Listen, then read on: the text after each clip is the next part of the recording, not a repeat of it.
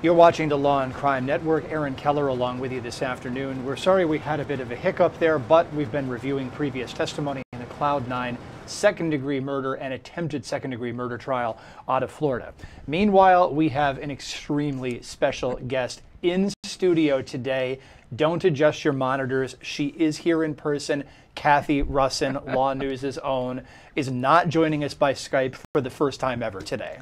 Extremely special. This is shocking. We're talking and I'm not looking at a monitor. It's so exciting. So we've got a lot of cases on tap. We've got Cloud 9 going into closing arguments tomorrow. We've got Xavier Dobson, which is going into opening statements tomorrow. That's the case of a young teenager, football player, who died protecting friends in what police are saying is a mistaken identity retaliatory gang attack. Say that several times fast, please, now that you're here. No, I'm good. Not going to try to do it? Okay, and then we've got the Todd Kenhammer case where we're expecting opening statements anytime today, but apparently it's taking a little bit longer than we thought to seat the jury. What's going on in that case? So we expected openings maybe an hour or two ago, and they're not getting the jury yet. It's interesting because this must be a small town in Wisconsin. You're spent some time there, so you probably know. La Crosse is pretty small. It would be considered a smaller media market in television terms. It's not a very big place. Right, because what they're running into right now is that several of these potential jurors know each other. So the defense is doing a lot of questioning about, will they just agree with each other in deliberations because they know each other? And so there's talk about that going on as they're selecting. And I can't remember ever seeing that being reported in a jury selection before, about how jurors know each other, and at least more than two, I guess, know each other out of this group. I think maybe 49 are in the courtroom right now. Yeah, so that's something that they're going to have to try to ferret through when they go through this whole process. Not a surprise necessarily. When you try to seat a jury in a smaller community, it's more bound to happen than it is in a place like Chicago, but still, talk about an unlucky draw, if you can call it that. I mean, that's just a strange coincidence. I can't say I've ever seen that before. And then if that's the case, how many are going to know the defendant? How many are going to know this case? If it's such a small place, I would imagine this case is very unusual. And so I would imagine that it's been saturated with press there. Yeah, I just read another update from the courtroom that said that there are a lot of people in the gallery supporting the defendant and talking with him during the breaks. So is this a situation where this prosecution may be considered unpopular in the local community? Are people there buying the defendant's versions of things, that this was somehow an accident? Yeah, well, obviously they are. If he's got supporters now, we don't know if it's family, if it's extended family who's supporting him. But even then, it would be family of both the victim and the defendant. He's accused of killing his wife. Right. I'm curious to how the children feel about this, because they have grown children. At least from what I saw, I've just been doing a little Facebook stalking and went into their accounts to take a look at this case. I'd be interested to see what side of the courtroom the kids land on. But, here's the thing. We've been reading a lot about this case and reading the criminal complaint. And the evidence really is pointing to this wasn't an accident like he's claiming. So I wonder how much the supporters of him actually know about the case, about the facts of the case, and if there will be some surprises for them when this case comes to trial. Yeah, I'm really curious to see how this is going to shake out, because you've got 2 911 calls from the defendant. His version of things is that a pipe somehow bounced off of a truck, went through the windshield, ultimately injuring his wife. She died, I think the next day it was, at a hospital.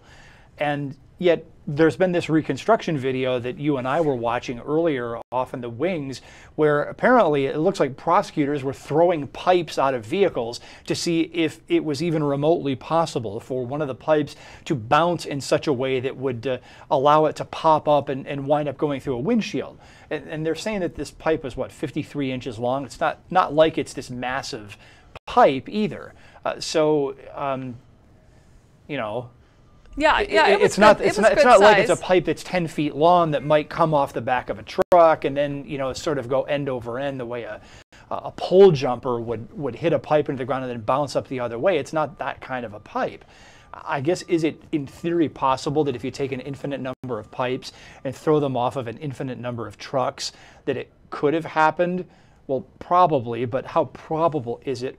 If we're to believe that reconstruction video, it's not very probable.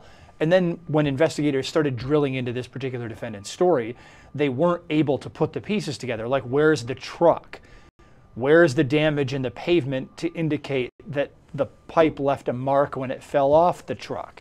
These pieces may not have been thought through very clearly in his version of the story. Well, yeah, here's the thing. They have surveillance in the area. They have like security camera footage. They can see his car going along the road where he says he is. And they never do see, when they review all of that footage, they don't see a truck with pipes on it.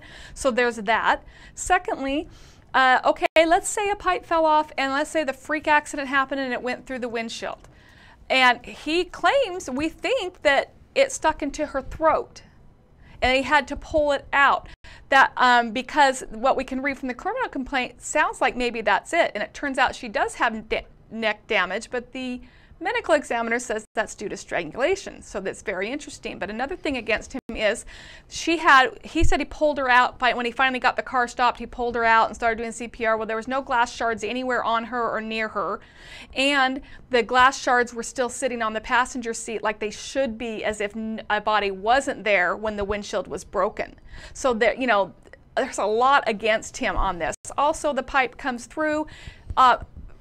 You assume it's coming straight onto her, and she's got skull fractures on the back of her head. She has lacerations on the back of her head and lacerations on the front of her head. So how does that happen in a one-time shot of a pipe coming through the windshield? Prosecutors say he beat her to death with a pipe. That's what their theory is. Yeah, I'm waiting to see exactly what the defense theory of this is. Are they going to turn around and say that when he got her out of the vehicle, that's when the injury happened to the back of the head? But I mean, talk about not handling a patient with very much care, depending on the severity of it, though. But I wonder, is this a case where the injury is more minor than the prosecutor is leading us to believe that it is? I'm really going to have to listen closely to some of this testimony. Well, yeah, this case is fascinating because it's almost like what TV movies are made out of, right? From the prosecution side, the guy kills his wife, he beats her to death, and then he stages this elaborate, very strange car crash. Like, who thinks of a pipe and to put that through your windshield? And then he rammed the car into a ditch, and it was back in a ditch. What a strange way to kill your wife, even if it was in the heat of the moment that he killed her because they were in a fight or something, so maybe it wasn't premeditated, but they then come up with this elaborate plan to try and cover it up. That's why this case is fascinating, and I think that it'll be a good one for all of us to follow. I'm very curious about this one. A couple of other little nuggets of information that we were digging up earlier. One is, isn't the wife supposed to have been working within a matter of moments of when this happened? Right. So she works at the lunch part of a school, and she gets there, she starts her shift at 8 o'clock. Well, this all happened like at 7:50, 7:55 a.m., and they were on where they can ping their cell phones. They're on their way opposite of where school is. And she wasn't calling in to work. The other thing is, her mother says that that the daughter, Barb, the victim in this case, calls her every morning before she goes to work, and she didn't get a call that day. So why did that? Why is there no call? Even if the husband's story to be believed, which he says, she went with him and he was going to go replace windshield in a guy's truck because it's what he does for a living. Which, by the way, that's there's other the bizarre piece windshield of this. connection. So he's claiming that there's this windshield damage, that this thing went through the windshield. But that's what he does for a living, is repair windshields. Now, who better to know exactly the way safety glass works, breaks, how much force is necessary to penetrate it, than a guy who works with windshields? Well, exactly, because I'm not, who's going to think of that? If you're trying to stage a scene, it's such a bizarre thing to stage, unless you know everything to know about car windshields, which apparently he does. His story is they were going to pick up the truck from a guy. The guy was leaving the keys, and he was going to take the truck and go replace the windshield for him, and his wife was with him. But there was no indicator why would she be with him 5 minutes before she's supposed to be at work, which is in a completely opposite direction. She didn't make her morning phone call that she always makes to her mother. And then they find the guy, the truck owner, who says, I never arranged for him to come replace my windshield. So he's got some problems. Yeah, this will be really interesting. I'm waiting to see how it's going to play out. One thing I mentioned earlier, in case you missed it, the link that it is indeed a small world. At least one of the defense attorneys for this particular defendant is the former law partner to Dean Strang of Making a Murderer fame. So that's another interesting piece of information related to this case. It's not a huge law firm, but it's a well-respected law firm. The office, as I recall it, at least when I was working in Wisconsin, is right across the street from the state capitol, prime location, many very well-respected attorneys there. So I'm curious to see exactly how they're going to handle this case. What's the defense theory going to be? Right, well, he's got some good attorneys, and he's got a lot of support in the courtroom. So, you know, they may very well put on a case where this jury doesn't really know what happened that day. I mean, I guess if you take her injuries, what you said about the injuries to the back of her head could have happened after pulling her from the car. There's fingernail scratches on her neck, but then he can say, I was trying to pull the pipe out, and so maybe that's why he says that. Maybe they can explain away the injuries, and this still could be just a freak accident that this guy is now on trial for. A good defense team can do that, and a good defense team can put reasonable doubt in jurors' minds. Normally we say here that the medical examiner is not the most interesting piece of evidence in a case. In this case, it might be, because we're going to have to really look hard and long at exactly the nature of the injuries. Is something that's being deemed in the stories that we're hearing to be an injury really just a scratch? You know, we're going to have to really look at the medical examiner's testimony here. And the jurors will see autopsy photos, and they're going to see the injuries that she had to make that determination. Because we know what we're reading in the criminal complaint is the lacerations she had here, and the laceration. Well, what are the, you know, to what extent are those lacerations? Yeah, this case, the more we read about and the more we get into it, the more I think it's going to be very interesting.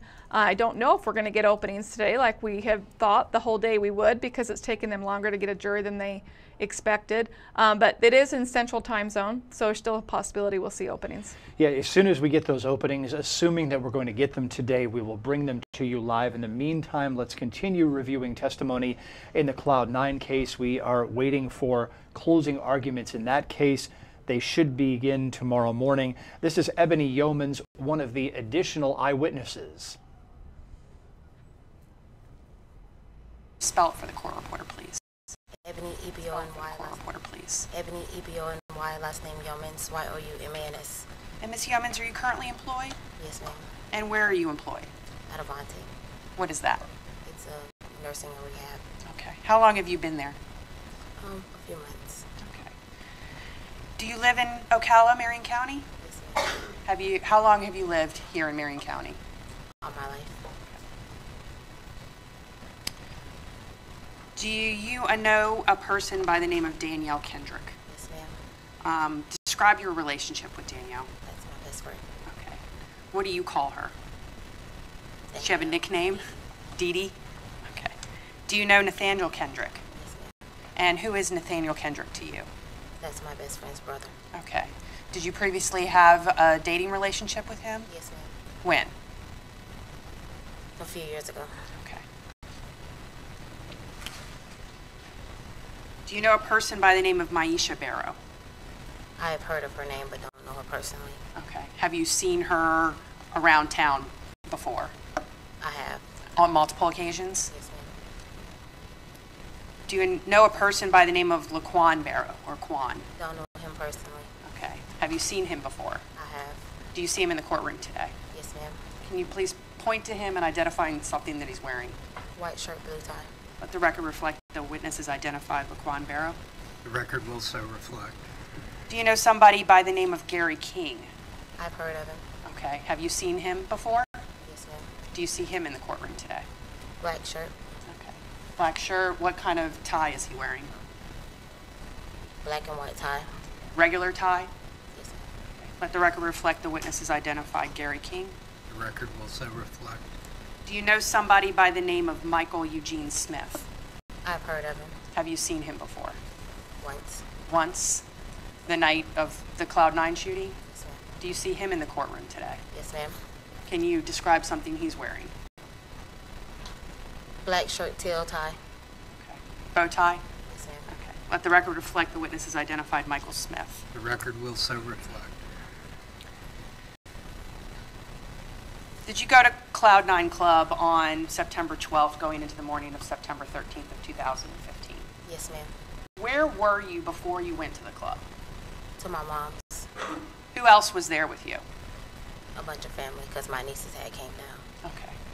And eventually, some of you went to the club that night? Yes, ma'am. Who went with you? Danielle and I believe one of my other nieces. Okay, so 3 of you went together in one car? I met Danielle in town. Okay. Did you arrive together with Dee Dee? Yes, ma'am. Where did you park? I can't quite remember. Okay. Do you know approximately what time you got there? It was after 11. Okay. And were you able to get in the club when you got there? Yes, ma'am. How crowded was it when you arrived? Not so crowded. So you go inside and what do you do? Just stand around. Okay. Eventually, does a fight break out inside the club? Yes, ma'am. How close were you to this altercation? Probably like where I'm sitting to where you're standing. Okay. So would you say 15, 20 feet? Yes, ma'am. Did you see who was involved in this fight? Yes, ma'am. Who? The girl they called Maisha and LaQuan. Okay. And who else? It was a bunch of people around, so. Okay. Who was Maisha fighting? Yes, ma'am. Who was she fighting? Danielle. And you said Quan became involved in it as well? Yes, ma'am. Did that get broken up? Eventually, How? by security.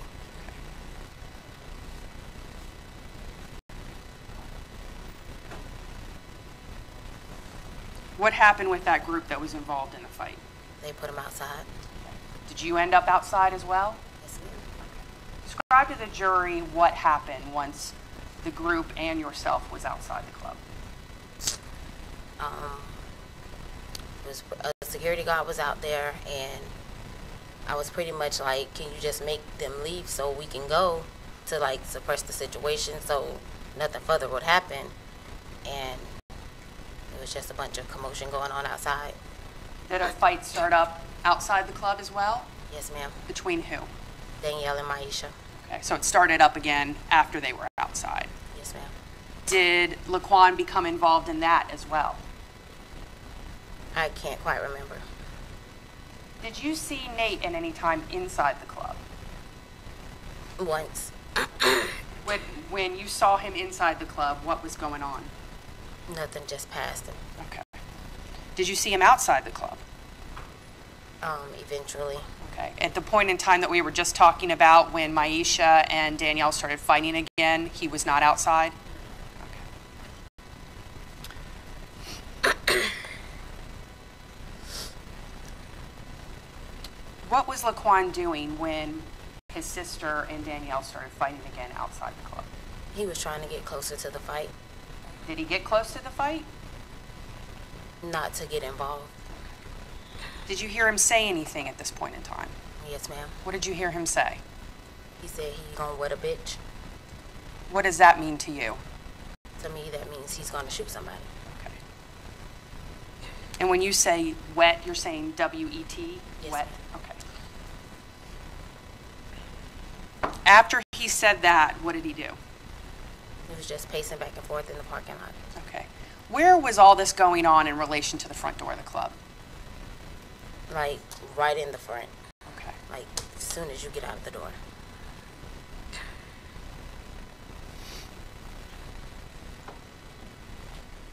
Do you remember what LaQuan was wearing that night? Yes, ma'am. What was he wearing? He originally had on a black t-shirt with a dark color bottoms, but outside he had on a black tank top. Same bottoms that you saw him in before? Yes, ma'am. Did you see Gary King there at the club that night? I don't remember seeing him inside, but afterwards, Okay. Where did you first remember seeing him? as he came to the front door after the shooting. Okay. So you didn't see him until after the shooting took place. Yes, ma'am. What about Michael Smith? Did you see him there that night? Yes, ma'am. Inside the club? I can't recall seeing him inside. And you saw him, where do you recall him being the first time you saw him that night? Standing to the right side of the building, Okay. And do you remember what he was wearing?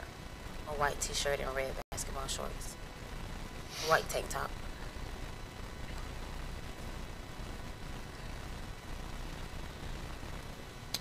Does anybody try to break up the fight that's occurring between Maisha and Danielle outside the club at this point? Yes, ma'am. Who was trying to do that? Myself along with some other people that was outside. Were you successful in breaking the two females up? Yes, ma'am. And what happened after that?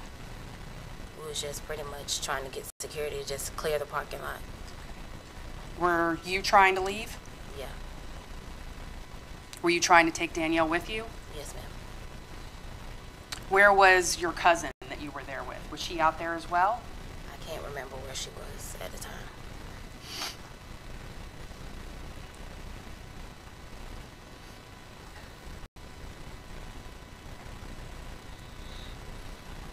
After the fight broke up outside, where were you in relation to the front door of the club? To the edge of the building, towards the right, Towards the Oyster Bar or the other side? the other side. Okay, the parking lot next to Cloud 9? Yes, ma'am. On the side. Okay, so you're more towards the side of the building. Yes, ma'am. Okay. What happens next? Eugene and Quan is standing out in the parking lot, and then him and Danielle is exchanging words. Who and who are exchanging words? Quan and Danielle. Okay. And what do you hear Quan say, if you can understand anything? He kept saying he was going to catch him a body. Did you see Nathaniel at this point? Not at that time. When do you see Nathaniel outside the club? It was a few minutes had passed, and then that's when he came behind us. So are you standing there with Danielle, Yes, ma'am. facing the parking lot? Yes, ma'am. And where is Quan and Michael Eugene Smith? Facing the building. Okay. So you kind of facing each other? Yes, ma'am. Where are Laquan and Michael in relation to any cars or anything in the parking lot? Standing like between the cars that was in the parking lot, more so towards the front of the vehicles. Okay. And were they standing next to any particular car that you remember? I can't remember that. Okay. Was the parking lot packed at this point? I mean, with cars, but the people were like everywhere. Okay. I mean with cars, I'm sorry. Was it full with cars? Yes, ma'am. Was there also a vehicle parked kind of on the sidewalk in the front? Yes, ma'am. What kind of vehicle was that? All I remember was a dark colored vehicle. I never knew what type of vehicle it was.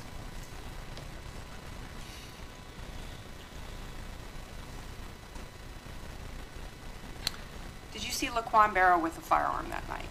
Yes, ma'am. When's the first time you saw him with a gun? When he got it from Eugene after they passed each other. Okay. Where did they pass each other? Like, not in a parking area, but in like the open spot before you actually get to the parking between the building, and they have parking spots. So before the parking spots start, they were right there. So you saw Michael Eugene Smith hand Laquan Barrow a gun. What happens after that? They were just standing out there, just walking back and forth. Okay. Is this after you and Danielle and Laquan and Michael are facing each other and words are being exchanged? Yes, ma'am. Okay. So they're walking back and forth. What happens next? And then eventually that's when Nathaniel came outside, Okay. Once Nathaniel comes outside, what happens? and he said, "What's up, nigga?" Nathaniel said that? Yes, ma'am. Could you tell who he was directing that to? From my understanding, he was saying it to Laquan. Okay. Did Laquan respond back to that? I can't remember. He probably was just out there, just moving around. Okay. Where was Nathaniel at this point in time when he came outside in relation to you and Dee Dee? Well, standing more so beside me, and Danielle was back here Okay. Kind of back a little bit. behind the two of you? Yes, ma'am. Okay. And are Laquan and Michael still facing, directed their bodies towards the front of the club? Yes, ma'am. Okay. What happens next? And then Nathaniel told him, if you're going to shoot, nigga, shoot. Okay. Nathaniel says that to Laquan. Yes, ma'am. What happens?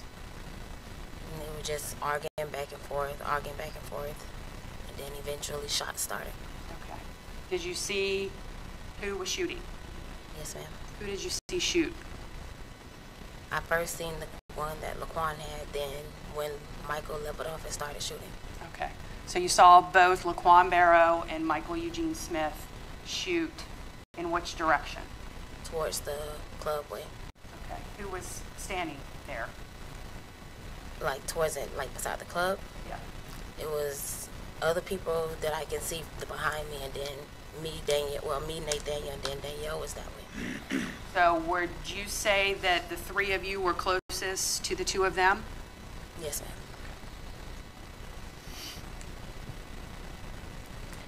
Once the two of them started shooting, what did you do? We ducked and then ran in front of the building, inside the door. Okay. And what did you see about Nate at that point in time after the shooting started? Well, seeing him run, then fall inside the door. Okay. And where were you when you saw him fall? We was in the door together. Okay. You and Nathaniel were in the door together? Yes, ma'am. Where was Danielle? She had fell. I thought she had just tripped. Was that in the front of the club? Yes, ma'am. What happened after she fell in front of the club? Then I turned to look at her, and another girl was pulling her inside of the door. Okay. Where did you get to? Like, in the door, like right in the door. Did you go in the club? Yes, ma'am. What did you do once you got inside the club? I was just sitting there, like, shocked. Did you call 911? I tried. Were you successful? Not the first time. Eventually, were you? Yes, ma'am. We continue to review previous testimony in the Cloud 9 trial out of Florida. That case is expected to go to the jury tomorrow. Cathy Russon, our senior trial producer, remains in the Eastern time zone for the time being, here in studio, shockingly, surprisingly. So Cloud 9 is going to go into closing arguments tomorrow, and it's anybody's guess as to what the jury's going to think. I think that the state's got enough there for convictions. I do too. You know, there are some out there that are saying that they don't think. They think that the defense did a good job of putting some reasonable doubt, but if I was on this jury, I could definitely convict them. I think there were plenty of eyewitnesses that put a gun in each one of the three hands that night. And the only ones that really didn't put a gun are their buddies that came in and testified for them today. Yeah, exactly. And I was saying before, and you tell me if you agree or disagree, that defense case may have done more harm than good. Well, it just wasn't, for me, it wasn't credible. I mean, you bring your cousin in to say that he was with you that night, and he never saw a gun. And the one guy said Laquan had his hands up when the shooting started. That's how I knew he didn't have a gun in his hand. And you're just like, it's like, oh, they were giving too much detail that didn't make any sense, because then we have all these other witnesses that came in that weren't related to the defendants in different shapes and forms, who, you know, clearly put guns in their hands. Yeah, I mean, so the prosecutor's probably going to take this and could go at it one of a couple of ways and just say, you know, members of the jury, you can discount the testimony of the friends, the buddies, or the prosecutor could hit it even harder and just say flat out the friends are all lying to cover up for their buddies and their relatives and whatnot. I'm curious to see part of the argument, but it could be a soft hammer or a harsh hammer as to what the defense was trying to do there. But bottom line, this is going to be a lengthy closing argument, possibly, because the state gets a crack, then defense attorney number one, then defense attorney number two, then defense attorney number three, and then the state gets a rebuttal. The openings from the defense, though, were extremely short, so it's anyone's guess how long these closings are going to go as well. And their cases were short. So, you know, they only put on 1 and 2 witnesses, each of the 3 defenses. Actually, the Smith didn't put on any, although the attorney for Smith did say beforehand that most of the witnesses they were going to call were already called by Barrow, and that's why they put on no witnesses. So I don't know what the closing arguments are going to look like, quite frankly. We're going to see 5 closing arguments tomorrow, and that will take the greater portion of the day, obviously. But I guess the only thing that all 3 of them are going to say, you know, we thought all along that maybe they would point fingers at each other, but that really hasn't been how the defense has gone. It's been just basically, did you see my client do anything? Or are you sure you saw my client do something? Or were you really standing in that area where you said you were when you say you saw my client? So they haven't really pointed fingers necessarily at each other. And so I don't know how closing arguments will go. It'll be interesting. Well, it's more likely than not that that'll be argued rather than stated, because saying that someone else did it is more of an argument than actual testimony.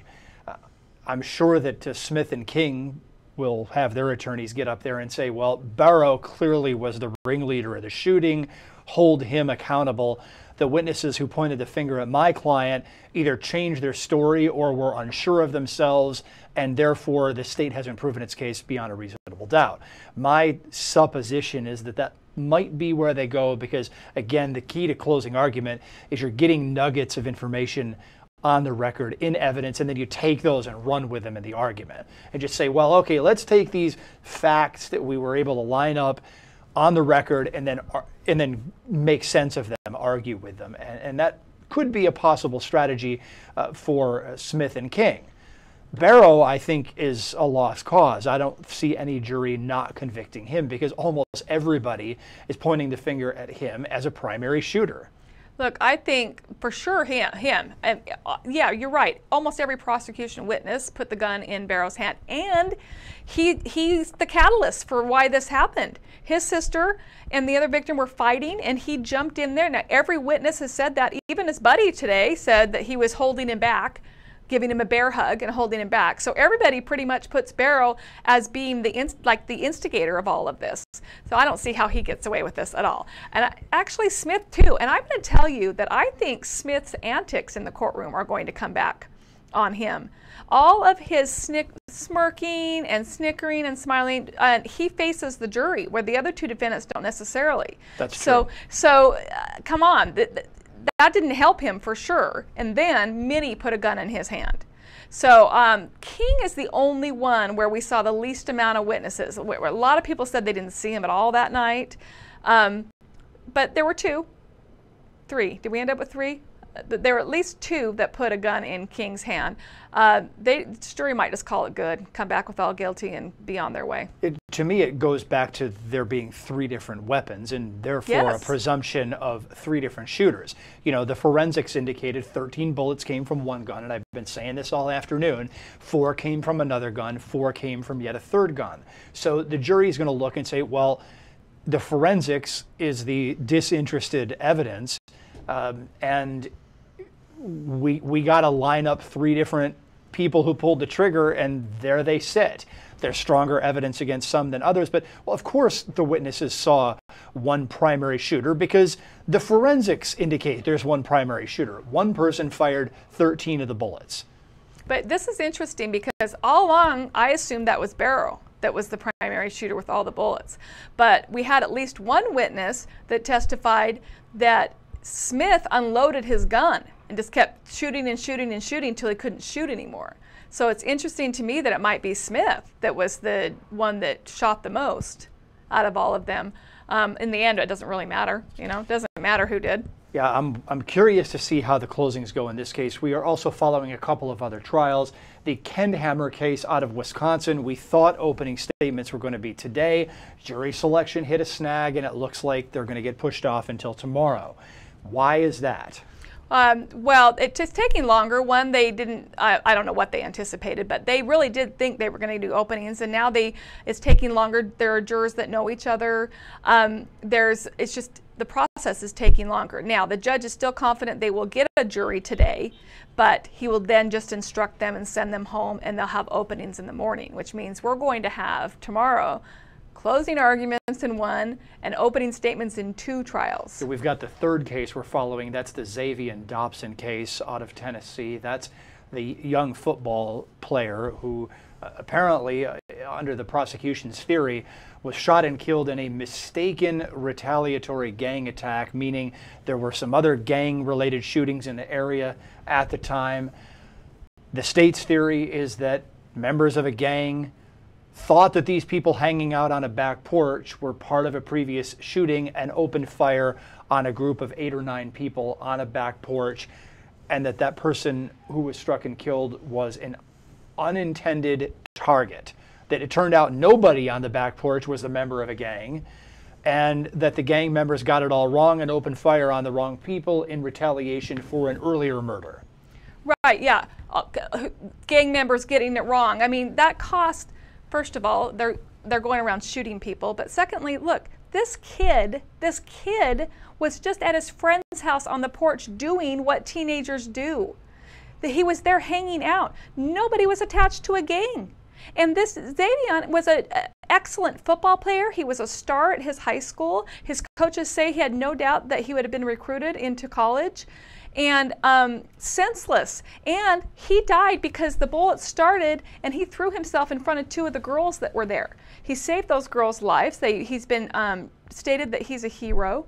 President Obama picked up this case when he was president and tweeted about it, and he also spoke about it, about the gang violence and the innocence of this boy dying. And then he was even given the Arthur Ashe Courage Award at the ESPY Awards for his act, which, you know, was heroic.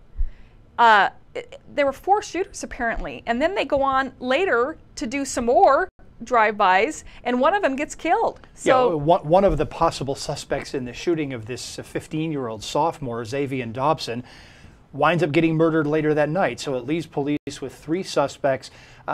You know, and this is another one where we've really got to get into the details of it, because Christopher Bassett Jr., one of the suspects, you know, basically confessed to police, points the finger at one of the other suspects, Kipling Colbert.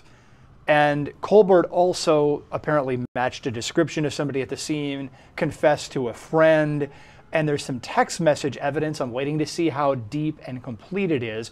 So you've got one defendant pointing the finger at another defendant. I'm still waiting to see all the evidence that they have against the 3rd defendant, Richard Williams III, because we don't know a lot about what they have against him.